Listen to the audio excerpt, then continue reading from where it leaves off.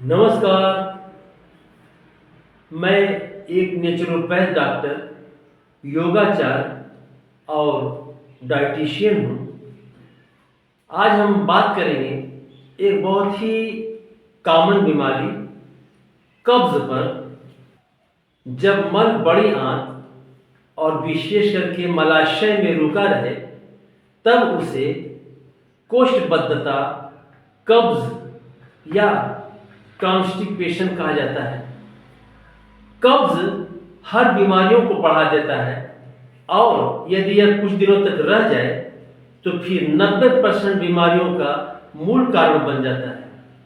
कब्ज़ दूर करने के लिए रेचक औषधियों का प्रयोग बहुत धड़ल्ले से होता है, लेकिन इन औषधियों का प्रयोग बेहद हानिकारक होता है। यह आंतों को उत्तेजित कर देती हैं, बाद में आंतों की शक्ति बिल्कुल खत्म हो जाती है और इन रेचक औषधियों का प्रयोग करने के बाद भी कब्ज़ से छुटकारा नहीं मिलता और ऐसी अवस्था आती है कि कब्ज़ एक कठिन और असाध्य बीमारी के रूप में प्रकट हो जाता है।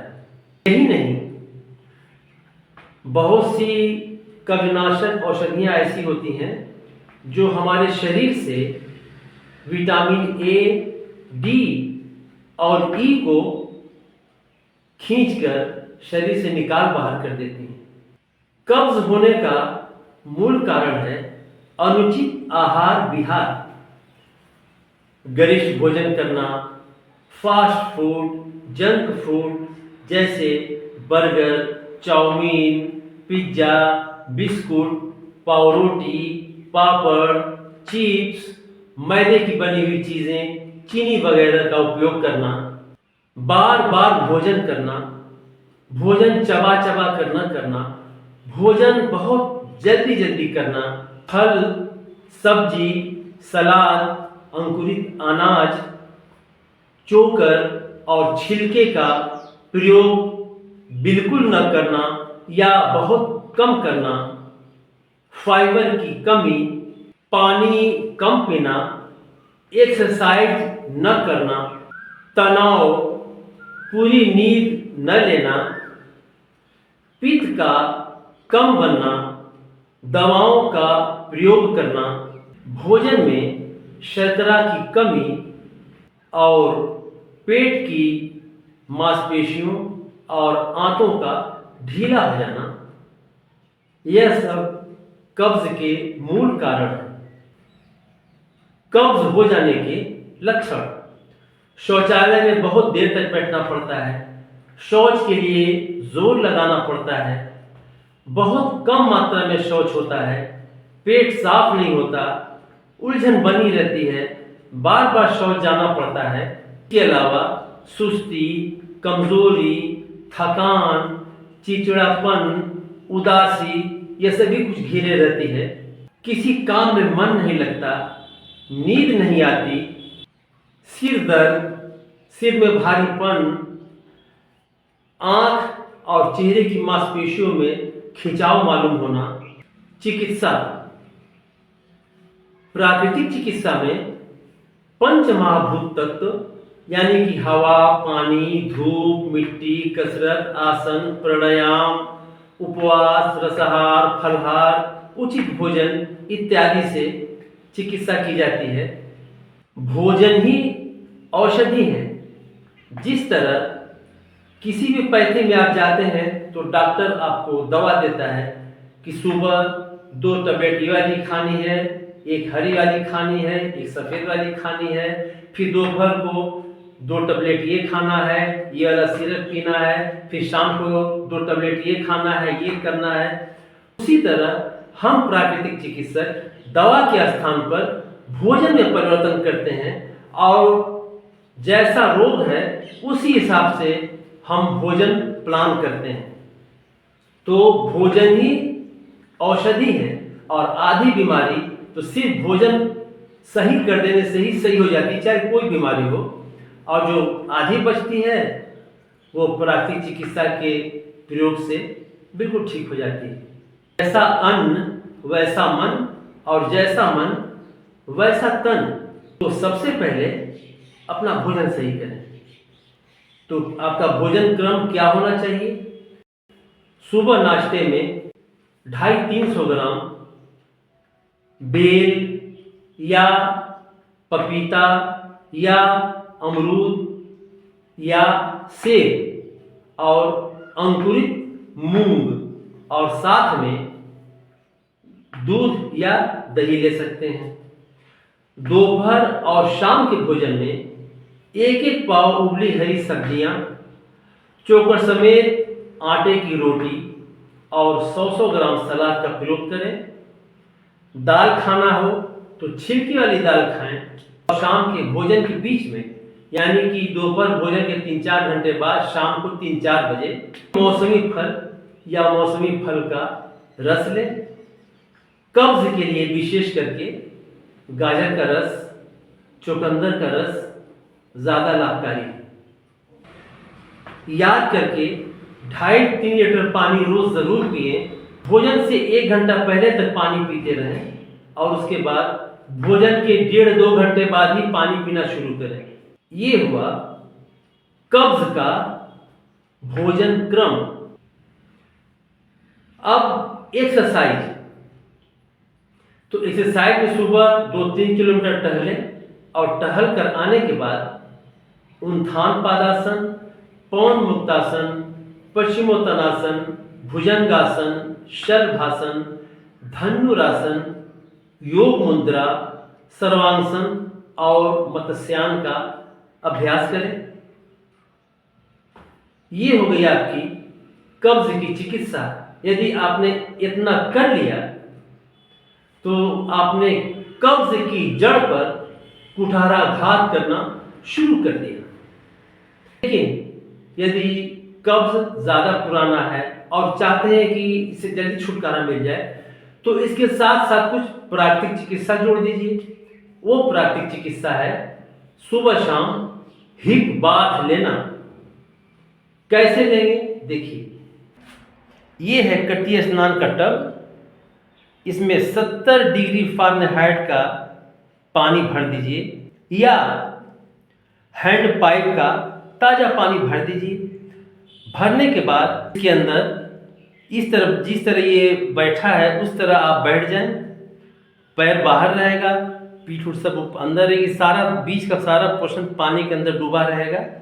पानी नाभि तक लगभग आ जाता है और फिर इसे एक मुलायम तौलिए से पेट को दाएं से बाएं, बाएं से दाएं, ऊपर से नीचे हल्की हल्की मालिश करते रहें।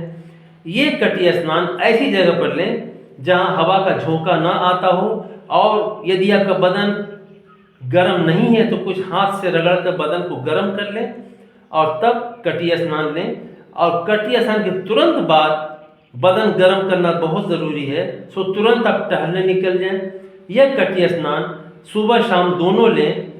कटिया स्नान 5 से 10 मिनट तक लिया जा सकता है, लेकिन समय धीरे धीरे बढ़ाएं।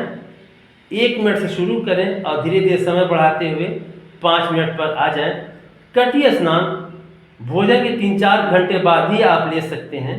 कटिया स्नान लगभग 2-3 महीने तक आप लेते रहें। किडनी, अपेंडिक्स, न्यूमोनिया, जरायु, गुर्दा, लीवर, तेज खांसी, ट्यूमर, पथरी के तेज दर्द में, साइटिका, फेफड़े के नए रोग में कभी भी कटिया स्नान नहीं लेना चाहिए। दूसरी चिकित्सा पेट की लपेट।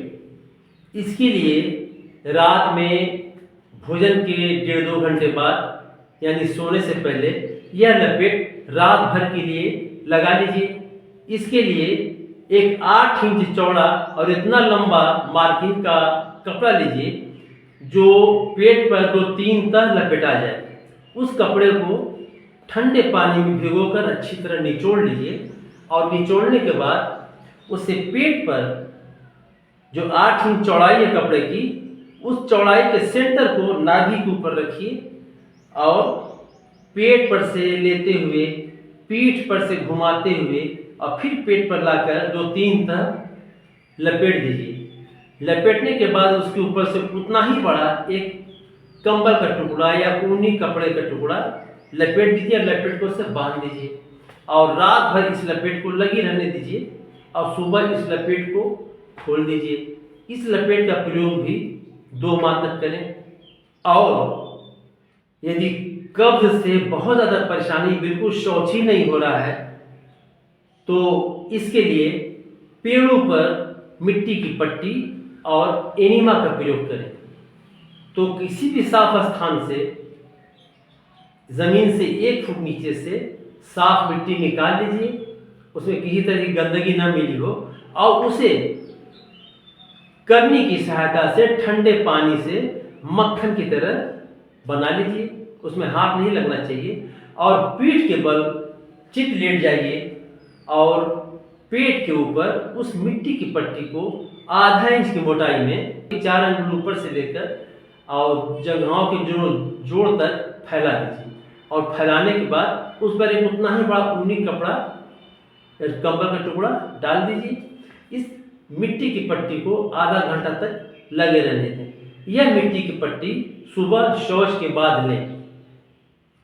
और जब भी मिट्टी की पट्टी लें तो नई मिट्टी का प्रयोग करना है, फिर इस मिट्टी का प्रयोग नहीं करना है। और मिट्टी की पट्टी हटाने के बाद एनिमा लें। एनिमा कैसे लेंगे? देखिए, ये है एनिमा सेट। इसमें 1 किलो गुनगुना पानी भर लीजिए और ये जो टोटी है इसे एक बार खोल कर चेक कर लीजिए कि पानी की धार सही है कि नहीं है। चाहे तो इस पानी में आप 1 नींबू का रस भी गार सकते हैं, इससे पेट ज़्यादा अच्छा साफ होगा। और नींबू का रस जब भी गारें तो चाय की छलनी में रख के गारें, इसके अंदर गारें, ताकि उस नींबू की बिया और उसका और खुज्जा वगैरह इस पानी के अंदर ना मिल जाए, क्योंकि अगर वो मिल जाएगा तो नली में फंस जाएगा और पानी नहीं जा पाएगा। उसके बाद इसको सोने के स्थान से 2-2.5 फीट ऊपर टांग दीजिए और चौकी का पैताना 4 इंच ऊंचा कर दें और इस पर चित लेट जाएं और इस नोजल में ज़रा सा वैसलीन लगा लें और फिर इस पानी को अंदर जाने दीजिए। जितना पानी आराम से चला जाने के बाद एनिमा निकाल दीजिए और उसके बाद जितनी देर तक आप पानी को पेट में रोके रहेंगे उतना ही ज़्यादा आपको लाभ होगा। उसके बाद फिर आपको शौच जाना है। यह मिट्टी की पट्टी और एनिमा का प्रयोग सिर्फ 3 दिन कर लेना है।